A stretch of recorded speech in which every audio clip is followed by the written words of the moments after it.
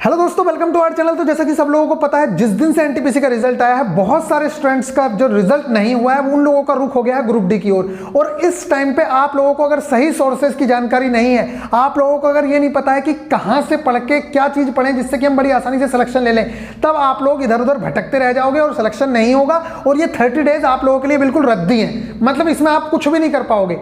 जबकि अगर आप लोगों को एक सही गाइडेंस और सही डायरेक्शन मिल जाती है तो ये 30 डेज भी आपके लिए इनफ है। सबसे पहले तो मैं आप लोगों को बता दूं, जो लोग ये बोलते रहते हैं ना कि 30 डेज में कैसे हो जाएगा, 30 डेज में कैसे हो जाएगा, देखो दो तरह के लोग होते हैं। अब या तो हिरन पहले से हार मान जाए कि अब तो मेरे पीछे शेर पड़ गया है या चीता पड़ गया है, वो मुझे मार के खाई जाएगा, तो वो उसी टाइम फिर तो वो भागना ही बंद कर दे, फिर तो उसी टाइम वो वहीं बैठ जाए, क्योंकि चीते से ज्यादा वो भाग नहीं सकता, तो वो तो मर जाएगा। क्या ऐसा होता है? कभी नहीं होता। जान की बात आती है, बंदा भागता है और बहुत सारे केसेस में वो बच भी जाता है। तो आप उनकी बात क्यों सुन रहे हो कि भैया शेर आ गया है, अब तो तुझे मरना ही है, तो तू शांत होकर उनके सामने आ जा कि ले भाई मुझे खा ले। क्या ऐसा करना चाहते हो? ये सब बेवकूफी वाली बातें हैं। इसका मतलब ये नहीं होता, अगर कोई लोग कहने शुरू कर दे कि भैया वो 7 साल से यूपीएससी की तैयारी कर रहा है, तू 2 साल में कैसे निकाल लेगा, 3 साल में कैसे निकाल लेगा। हर कोई सेम नहीं है, हर किसी की सिचुएशन अलग अलग होती है।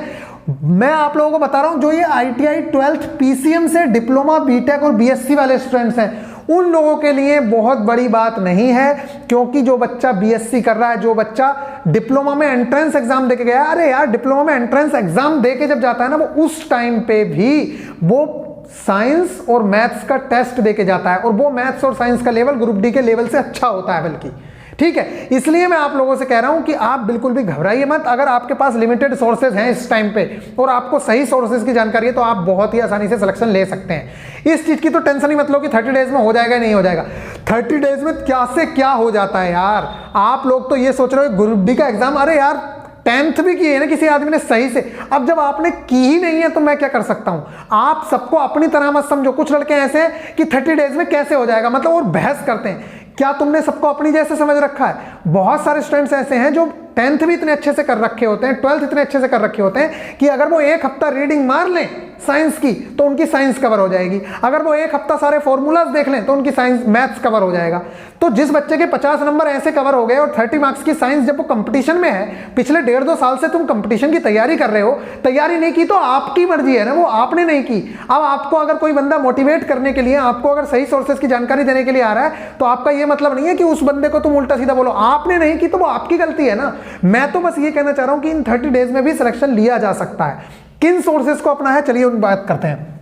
सबसे पहले मैं आप लोगों को बता दूं, हम बुक्स से कॉन्सेप्ट्स इस टाइम पे आपको देखो ज्यादा पढ़ने की जरूरत नहीं है। आप सिर्फ और सिर्फ कॉन्सेप्ट्स देखिए और प्रीवियस ईयर देखना बहुत बहुत ज्यादा जरूरी है।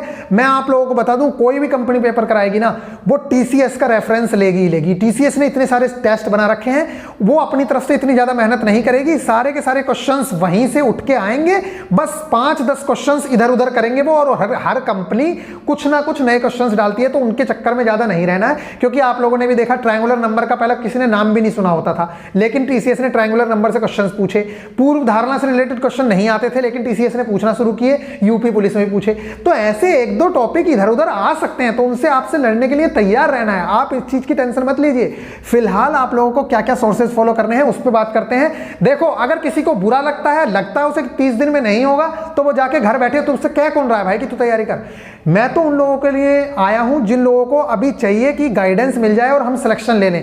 और 30 दिन कोई बहुत यार, मतलब आप 30 दिन को क्या समझते हैं? 30 दिन में तो दुनिया पलट देते हैं लोग यार, क्या से क्या कर देते हैं 30 दिन में।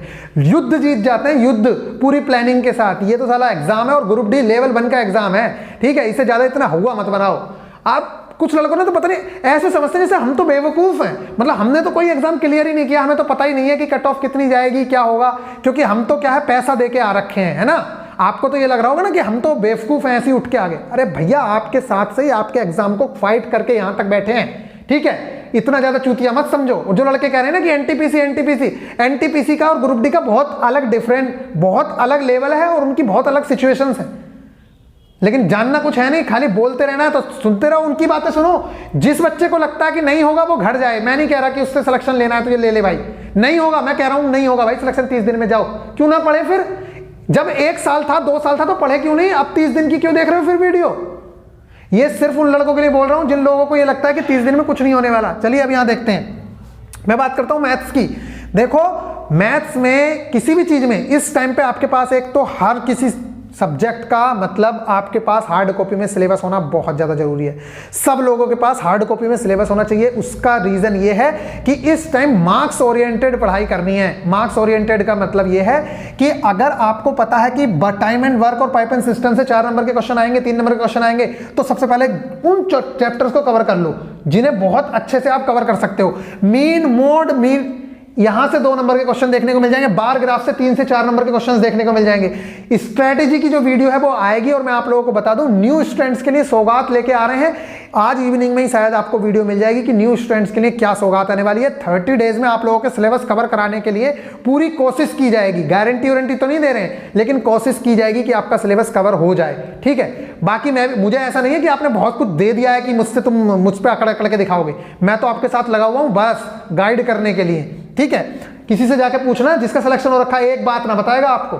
यहां इतनी बातें आपको बताते हैं तो आप लोग बिल्कुल, कुछ लोग तो ऊपर चढ़ रहे हैं कि सिलेक्शन करवा के दिखा, ये कर। मैं करके दिखाऊंगा क्या सिलेक्शन? अबे सिलेक्शन तुझे लेना है भाई, सैलरी मुझे लाके दे देगा क्या अपनी पूरी? फालतू की बातें करनी शुरू कर दी। चलिए यहां देखिए, अब अगर मैं बात करूं मैथ्स की, तो मैथ्स में आप लोगों को RS अग्रवाल के एग्जाम्पल्स लगाने हैं।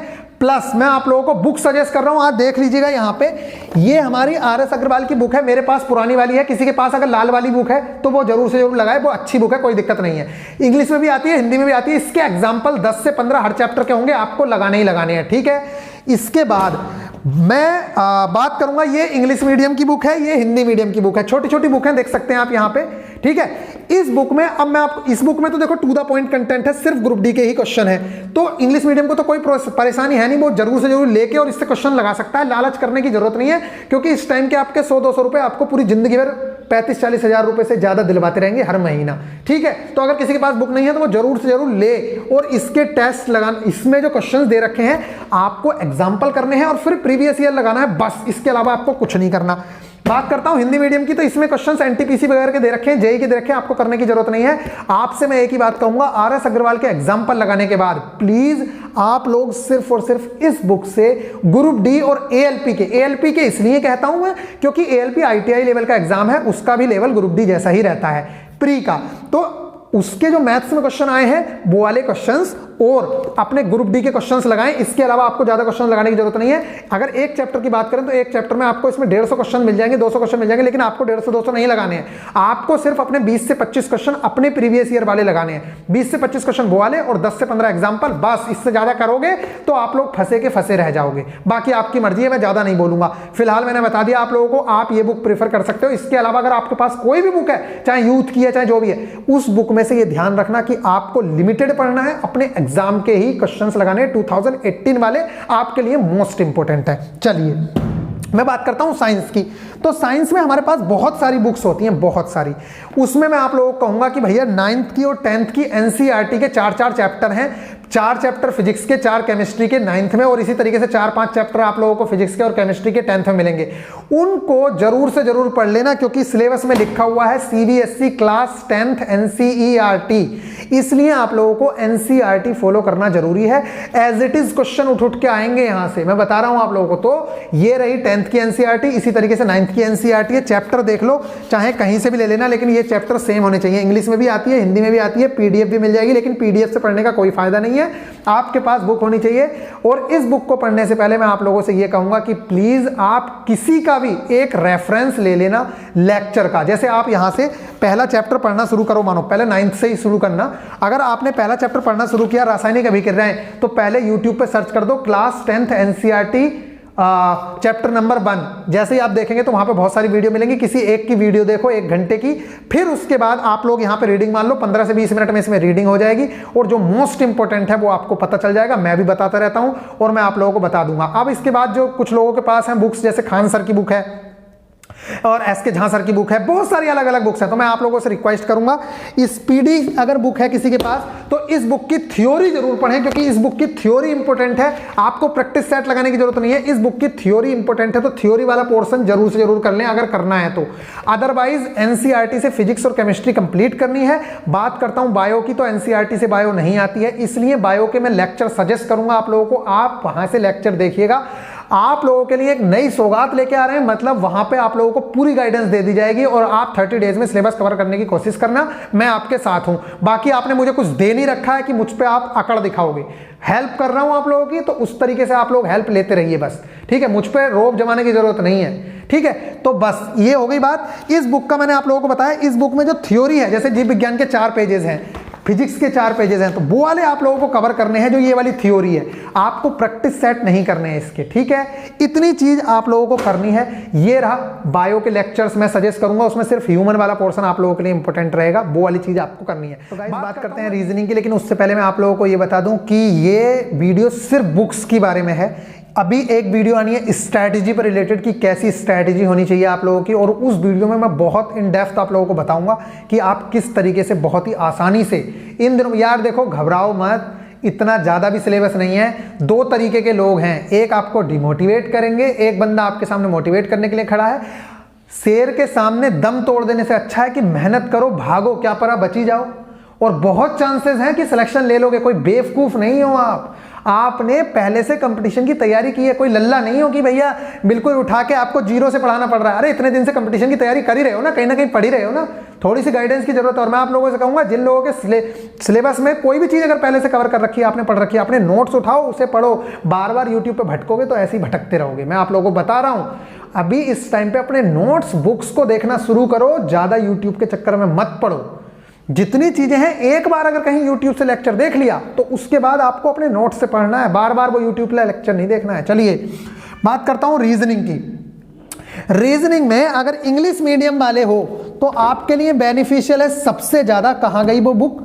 ये रही रीजनिंग की बुक। मैं अभी दिखा देता हूं आप लोगों को। मेरे पास रीजनिंग की बुक वो वाली तो नहीं है, ये वाली बुक की मैं बात करूं तो ये जो बुक आप लोग देख रहे हैं यहां पे रीजनिंग की, अगर आपके कॉन्सेप्ट्स क्लियर हैं तो छोटी सी बुक है, ये देख सकते हैं। आपको लग रहा होगा, लेकिन मैं फिर भी बताऊंगा इसमें क्या है। आपको चैप्टर वाइज, आपके जितने भी चैप्टर हैं ग्रुप डी में, ये देख सकते हैं आपको चैप्टर वाइज अपने क्वेश्चंस मिल जाएंगे। इससे फायदा ये होगा, मैं आप लोगों को कह रहा हूं, आप अपने सिलेबस को अपने सामने रखिए, देखिए। मैंने काउंटिंग्स ऑफ फिगर पढ़ा मान लो, तो काउंटिंग्स ऑफ फिगर की एक वीडियो आपने यूट्यूब पे देखी, उसके बाद अपने प्रीवियस ईयर आके लगा के इस बुक से लगा लिए, या आपके पास जो भी बुक हो।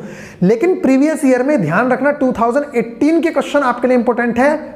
किस चीज के? एएलपी टेक्नीशियन के और ग्रुप डी के। ये क्वेश्चंस जरूर से जरूर करने हैं। इसके अलावा आप करो या मत करो, एनटीपीसी का, जेई का हमारा लेवल भी नहीं है, तो आप उन क्वेश्चन को ना भी करो तो भी कोई दिक्कत नहीं है। क्योंकि इस टाइम पे 2 तरह के बच्चे हैं। एक बच्चा पहले से 70+ है, तो वो बच्चा कोशिश कर सकता है जेई के भी, एनटीपीसी के, जो मन करता है वो करे, क्योंकि ये बच्चा पहले से सिलेक्शन के करीब है। लेकिन जो बच्चा 50 पे है, 55 पे है, 60 पे है, इस बच्चे को पहले 70 की कैटेगरी में आना है, फिर ऊपर उठना है। तो पहले 70 की कैटेगरी में आओ। मैं ये चाहता हूं पहले आप 70 की कैटेगरी में आओ, फिर आप उठो। तो उसके लिए मेन चीज है, इन 3 चीजों पे ही सबसे ज्यादा फोकस करना है, मैथ, साइंस, रीजनिंग। जो ये करंट वाला पोर्शन है, यहां से आप लोग मेहनत तो इतनी सारी करोगे, लेकिन फंसेगा इतना सा भी नहीं। इसलिए ऊपर के जो 3 सब्जेक्ट हैं बिल्कुल सॉलिड सब्जेक्ट हैं। और जो इस बच्चे ने पीसीएम से 12th किया है, मैं बीएससी की तो बात ही नहीं कर रहा, जिस बच्चे ने पीसीएम से 12th किया है, डिप्लोमा किया है, आईटीआई किया है, उस बच्चे की साइंस पूरी लगभग तैयार होती है। और फर्स्ट सेमेस्टर के अंदर आप पढ़ते क्या हो? फर्स्ट सेमेस्टर के अंदर फिजिक्स, केमिस्ट्री पढ़ते हो, और उसके अलावा मैं बात करूं साइंस की, तो साइंस भी आप लोगों की तैयार है, मैथ्स भी आप लोगों का तैयार है, तो 50 नंबर तो आपके तैयार ही है। रीजनिंग जब इतने दिन से तैयारी कर रहे हो तो बेवकूफ तो हो नहीं, रीजनिंग भी तैयारी होगी। तो इस चीज को बूस्ट देना है, और 30 डेज बूस्ट देने के बहुत होते हैं यार। सेमेस्टर एग्जाम्स में 2-2 दिन, 3 दिन पहले पूरा मॉडल खत्म कर लेते हो ना, तो यहाँ पे इतनी छोटी छोटी किताबें नहीं पढ़ी जा रही हैं। चलिए रीजनिंग के लिए बता दूं, अगर आपके कॉन्सेप्ट्स क्लियर हैं, अगर नहीं है तो सीधा सा अपना चैप्टर देखो। आपके 20 से 25 चैप्टर्स होंगे ज्यादा से ज्यादा। बस उन चैप्टर्स को देखो, एक वीडियो देखो यूट्यूब पे जाके, किसी की भी सर्च करो, वीडियो देखो, और उसके बाद आप लोग डायरेक्ट इस बुक से क्वेश्चंस लगाने शुरू करो। ठीक है, आप लोगों को ये बात समझ आ गई।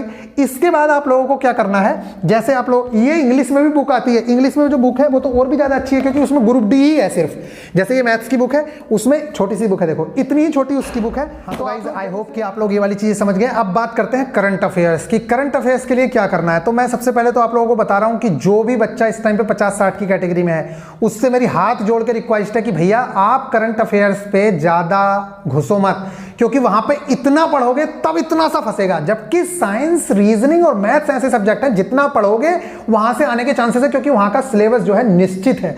जबकि करंट का कुछ पता नहीं रहता कहां से आती है, क्या होता है। करंट में जो बच्चे हमारे साथ पहले से जुड़े हैं उन लोगों को तो मैं बहुत इंपॉर्टेंट चीजें लगभग करवा चुका हूं, तो उन लोगों की बात अलग है। लेकिन अगर आप अभी न्यू हो या आपके 50-60 नंबर आ रहे हैं तो प्लीज आप लोग पहले 70 प्लस की कैटेगरी में आओ, फिर उसके बाद आप लोगों को, क्योंकि मैं ये सोच रहा हूं जैसे ही एग्जाम का कुछ एनालिसिस का पता चलेगा उसके अकॉर्डिंग जीके पढ़नी पड़ती है। जीके का थोड़ा सा अलग ही रहता है, इसलिए जीके में कुछ इंपॉर्टेंट टॉपिक्स, जैसे कि अगर मैं बात करूं आपका जैन धर्म, बुद्ध धर्म और मुगल, देखो जैन धर्म, बुद्ध धर्म वहां पढ़ने हैं, फिर मुगल पढ़ने हैं, उसके बाद गांधी जी से रिलेटेड चीजें पढ़नी है। ये स्टैटिक के कुछ पार्क स्टैटिक में कुछ पार्क हैं, स्टेडियम हैं, ये सारी चीजें स्टैटिक में पढ़ने के बाद बाकी तो आप लोगों को करंट में नोबेल प्राइज, ऐसी कुछ चीजें हैं जो स्ट्रेटजी वाली वीडियो आएगी उसमें मैं बाकी चीजें बताऊंगा। फिलहाल आप यहां देख लीजिए, जितना मैंने आप लोगों को बताया ये करना है। जिस बच्चे के पास बुक नहीं है आप लोगों को मैं प्रेफर करूंगा, देखो ज्यादा कंटेंट पढ़ने की जरूरत नहीं है, ये बुक आती है छोटी सी पतली सी, ठीक है। इस बुक के अंदर आप लोगों को वन लाइनर क्वेश्चंस भी मिल जाएंगे। इस बुक के अंदर आप लोगों को रेलवे से रिलेटेड सारे की सारी चीजें मिल जाएंगी, इंग्लिश में भी आती है, हिंदी में भी आती है। तो प्लीज इस बुक को परचेज करें, और आप लोगों को यह पता होना चाहिए कि इसमें भी क्या इंपॉर्टेंट है, फालतू नहीं पढ़ना है। तो वो उसके लिए आपको टेलीग्राम चैनल विजिट करना है, आप लोगों को देखना है। और जो मैं आप लोगों को ये नई सौगात वाली वीडियो आ रही है, इस वीडियो की सहायता से मैं आप लोगों को इसमें बताऊंगा। देखो मैं मार्क करता चलता हूं जो चीजें इंपॉर्टेंट होती हैं हमारे लिए, ये आप लोगों को पता तभी चलेगा जब आप लोग देखोगे। मैंने पूरी बुक मार्क की हुई है, ये देख सकते हैं आप यहाँ पे पूरी बुक मार्क की हुई है। और ये जो मार्किंग वाली चीजें हैं ये मोस्ट इंपॉर्टेंट है, और मैक्सिमम क्वेश्चंस यहीं से फंसने की उम्मीद रहेगी। इसलिए आपको इस बुक में भी क्या पढ़ना है। तो अब जो हमारे जो पुराने बच्चे हैं उन बच्चों से भी मैं रिक्वेस्ट करूंगा, अगर आपके पास बुक नहीं है तो एक तो ये वाली बुक ले लो। क्यों? क्योंकि आपके नोट्स तो बने हुए हैं। अब आप इस बुक को पढ़ोगे तो आपको लगेगा कि यार मेरा सब कुछ है, लेकिन नोट्स को ही रिवाइज करना है। इस बुक से आपको वन लाइनर क्वेश्चंस लगाने हैं। और इसके अलावा कुछ बच्चे हैं, देखो ये वाली बुक तो कंपलसरी है ही। अगर किसी के पास क्या है कि उसका 70 प्लस आ रहा है और उसके अच्छे खासे हैं, तो उसके साथ वन लाइनर क्वेश्चन देख सकते हो इस बुक के भी, ठीक है। ये वाली बुक है, ये देखिए यहाँ पे ये वाली बुक है, इसके वन लाइनर क्वेश्चन देख लो बस। इसके अलावा आपको कुछ जरूरत नहीं है। ये इंग्लिश में भी आती है, हिंदी में भी आती है, ठीक है। और वो वाली बुक भी इंग्लिश में भी आती है, हिंदी में भी आती है। ये वाली बुक हिंदी में भी आती है। 80 रुपए की बुक होगी, 70 या 80 रुपए की। लेकिन अगर आप इन्हें करके जाते हैं तो आपके करंट के क्वेश्चन भी फंस जाएंगे। तो प्लीज मैं तो बस इतना ही कहूंगा, ज्यादा के चक्कर में ना पड़ के सिर्फ क्वालिटी कंटेंट पे ध्यान दो। हर किसी के पास हार्ड कॉपी में सिलेबस होना जरूरी है, और अपने मार्क्स में अगर इंप्रूवमेंट देखना है तो आप लोगों को करना सिर्फ इतना ही है कि आपको टेस्ट लगा लगा के जरूर देखने हैं। और एक बात मैं भूल गया, आप लोगों के पास इस टाइम ऑनलाइन टेस्ट तो कंपलसरी है, क्योंकि ऑनलाइन वहां पे जाके टेस्ट देना है, इसलिए यहां पे प्रैक्टिस करके जाओगे। तो ऑनलाइन टेस्ट सीरीज तो कंपलसरी है। टेक्स्ट बुक वगैरह के टेस्ट सीरीज देखना चाहो तो देख सकते हो, क्योंकि वहां पे मिलियंस में स्टूडेंट टेस्ट दे रहे हैं। वो वाली चीज तो छोड़ो, लेकिन आपके पास एक ऑफलाइन टेस्ट सीरीज की एक टेस्ट का मतलब है प्रीवियस ईयर। सिर्फ यहां पे ऑफलाइन में आपको प्रीवियस ईयर जरूर लगाने हैं। क्यों? ऑफलाइन का मतलब है आपके पास बुक होनी चाहिए। प्लेटफॉर्म की बुक ले सकते हो, अगर आपका मन है तो प्लेटफॉर्म की बुक प्रीफर कर सकते हो। कुछ इस तरह से सॉल्यूशन मिलेंगे देखो आपको सारे के सारे पेपर के। तो मैं आप लोगों से कहूंगा कि वॉल्यूम 2 या 3 ही लेना, पहला वॉल्यूम मत लेना। क्यों? क्योंकि पहले आते हैं इजी क्वेश्चंस, इजी लेवल के पेपर आते हैं। अगर उसे करके जाओगे आपको लगेगा अरे मेरे तो बहुत अच्छा है, इसलिए आप बीच में करके जाओ। अगर उससे हल्का पेपर आया तब भी आपके लिए बेनिफिशियल होगा, उससे डिफिकल्ट आया तब भी, क्योंकि आप बीच की चीजें करके जाओगे। तो मैं कहूंगा वॉल्यूम 2 या वॉल्यूम 3 लेना। ग्रुप डी के सोल्ड पेपर ही लेना, ओरिजिनल लेना, फर्जी चीजें मत ले लेना। बस ये मेरा रहा। और एक बार मैं कंक्लूजन आप लोगों को बता देता हूं। कंक्लूजन इतना है, मैथ्स में आर.एस. अग्रवाल के एग्जांपल्स के साथ जो मैंने आप लोगों को बताई, किरण पब्लिकेशन की जो बुक थी, उस बुक के जैसे ये वाली बुक है ऐसे ही हिंदी की भी बुक है, उस बुक से आप सिर्फ अपने ALP और ग्रुप डी के क्वेश्चन लगाएंगे 2018 वाले। क्योंकि ये मान लो कोई भी कंपनी पेपर कराएगी वो वहीं से रेफरेंस लेगी TCS का, ठीक है। इसके अलावा साइंस की बात करूं तो साइंस में मैंने बताया, अगर आप कोई भी बुक पढ़ रहे हो चाहे SK जहां, ये उसमें ध्यान रखना कुछ कंटेंट बहुत ज्यादा फालतू का दे रखा है। अगर उसे पढ़ के जाओगे आप घुसे रह जाओगे, वहां से कुछ आएगा है नहीं। इसलिए फालतू कंटेंट ना पढ़ें, सिर्फ वो कंटेंट पढ़ें। तो NCERT से आप अपनी फिजिक्स और केमिस्ट्री कंप्लीट करने के बाद बायो के लेक्चर्स मैं आपको सजेस्ट करूंगा, उसके साथ आप प्रीवियस ईयर लगा लो बस। 2018 ALP के और ग्रुप डी के, इसके अलावा आपको कुछ करने की जरूरत नहीं है, ठीक है। और रीजनिंग की अगर मैं बात करूं तो अगर कॉन्सेप्ट्स क्लियर हैं तो डायरेक्ट रीजनिंग के क्वेश्चंस लगाइए, हिंदी में भी बुक है, इंग्लिश में भी बुक है, अपने 2018 वाले, इसके अलावा आपको क्वेश्चन करने की जरूरत नहीं है, बस इतना ये ध्यान रखना। और आपको ये मैं क्यों कह रहा हूं, क्योंकि इससे आपको एग्जामिनर के माइंड का अंदाजा होगा कि पूर्व और धारणा, कथन और निष्कर्ष में किस तरह से वो आंसर दे रहा है। इसमें कथन और पूर्व धारणा की अगर बात करूं तो पूरे के पूरे क्वेश्चंस ऐसे दे रखे हैं, देखो यहां पे अगर देखें तो देखो, ये देखो आपको चैप्टर वाइज क्वेश्चन मिल जाएंगे। तो आप, मैं ये नहीं कह रहा कि इनकी बुक लो, आपको जो बुक अच्छी लगती है वो लो, लेकिन उसमें सिर्फ लिमिटेड कंटेंट पढ़ना, फालतू की चीजें अगर पढ़ोगे तो इस टाइम पे फंसे के फंसे रह जाओगे। अगर एक चैप्टर के आपने 200 क्वेश्चन लगाने शुरू कर दिए ना तो आपको पता चल जाएगा कि क्या हाल हो सकता है, ठीक है। इसलिए ज्यादा नहीं, सिर्फ लिमिटेड, अगर इस टाइम पे लिमिटेड पढ़ोगे तभी सिलेक्शन होगा, अदरवाइज नहीं। और जो बच्चे 70+ है उनका मन है, जो करना चाहो करो, ठीक है। लेकिन मैं उस बच्चे को पहले सिलेक्शन की कैटेगरी में लाना चाहता हूं जो बच्चा 50 या 60 पे पढ़ा हुआ है। पहले सिलेक्शन की कैटेगरी में आ जाओ, फिर जो मन करेगा वो पढ़ना, ठीक है। मार्क्स ओरिएंटेड पढ़ाई करो, फालतू चीजें नहीं पढ़नी है। अगर जीके की बात करूं तो मैंने आप लोगों को बताया स्पीडी, या इसकी जो बुक है किरण पब्लिकेशन की, इसमें 600 है, 20-25 रुपए की किताब है, 600 वन लाइनर क्वेश्चन है, कुछ थ्योरी है। ये 2 बुक इनफ है, और 2 बुक भी नहीं तो इनमें से ये वाली बुक भी ले लोगे ना तब भी इनफ है यार, बहुत है इसमें कंटेंट, बहुत ज्यादा। लेकिन आपको पता होना चाहिए पढ़ना क्या है, उसके लिए आपको टेलीग्राम पे देखना पड़ेगा, या जो न्यू सौगात वाली वीडियो आ रही है ये वीडियो देखनी पड़ेगी। इसके थ्रू मैं आप लोगों को गाइड करूंगा कि कौन सी चीज इंपॉर्टेंट है, कौन सी छोड़नी है, कौन सी पढ़नी है। और इस टाइम पे अगर किसी को ये नहीं पता है ना कि क्या चीज छोड़नी है, तब कुछ नहीं हो सकता, क्योंकि छोड़ना, ये जानने से ज्यादा जरूरी ये जानना है कि इस टाइम पे छोड़ना क्या है। क्योंकि पढ़ना क्या है ये तो ठीक है, लेकिन छोड़ना क्या है ये बहुत ज्यादा जरूरी है। इसमें भी बहुत एक्स्ट्रा चीजें दे रखी हैं जो आपके काम की नहीं है। जैसे इसमें टेनिस ग्रैंड स्लैम दे रखा है, अगर टेनिस ग्रैंड स्लैम देखो इतने सारे नाम है, जबकि अगर किसी बच्चे को गाइडेंस मिली है तो उसमें सिर्फ हमारे लिए 8 नाम इंपॉर्टेंट है, man single, women single, man single, women single. इसलिए आप लोगों को जैसे आप बहुत सारे अवार्ड होते हैं फिल्मों के, तो हमारे लिए क्या इंपॉर्टेंट है, best actor, best actress, best director, best movie, बस, इससे ज्यादा नहीं। अब आप रटते रहो, कितना रटना है। इसलिए आपको यह जानना बहुत जरूरी है इस टाइम पे कि आपके लिए क्या इंपॉर्टेंट है, क्या इंपॉर्टेंट नहीं है। तो प्लीज मिलेंगे फिर नेक्स्ट वीडियो में। यही गाइडेंस से चीजें थी। अब स्ट्रेटेजी पे वीडियो का इंतजार करिएगा, स्ट्रेटेजी वाली वीडियो जरूर से जरूर लेनी है। हार्ड कॉपी में हर बंदे के पास सिलेबस होना चाहिए। मैं बता रहा हूं आप लोगों को, अपनी मेज के सामने लगा दो, इस टाइम पे सिलेबस के अकॉर्डिंग ही पढ़ाई करनी है। और जो बच्चे ये कह रहे हैं ना 1 महीने में सिलेक्शन नहीं हो सकता, अब 1 महीने छोड़ो, हमने 10-10 दिन में सिलेक्शन लिए यार। आप कह रहे हो 10 दिन में सिलेक्शन लेने का मतलब ये नहीं कि 10 दिन में लिया, अरे भैया उससे पहले से भी तैयारी चल रही है ना, तो 10 दिन उसके रिगार्डिंग आगे बस हम घुस गए। एनटीपीसी वाले बच्चों आपकी तैयारी चली रही थी, बस 30 दिन इसे देने हैं, आपका सिलेक्शन श्योर है, डरने की जरूरत नहीं है, डरो मत 30 दिन। और जो बच्चे अभी प्राइवेट जॉब कर रहे हैं, कुछ कर रहे हैं, अगर एग्जाम की डेट निश्चित हो जाती है तो प्लीज आप लोग यहां पे ध्यान रखना कि आपको छुट्टी ले लेनी है 8-10 दिन की, और जरूर से जरूर उससे पहले 15 दिन की छुट्टी लेके पढ़ाई करना शुरू करो। चलिए मिलेंगे फिर नेक्स्ट वीडियो में, तब तक के लिए बाय, टेक केयर।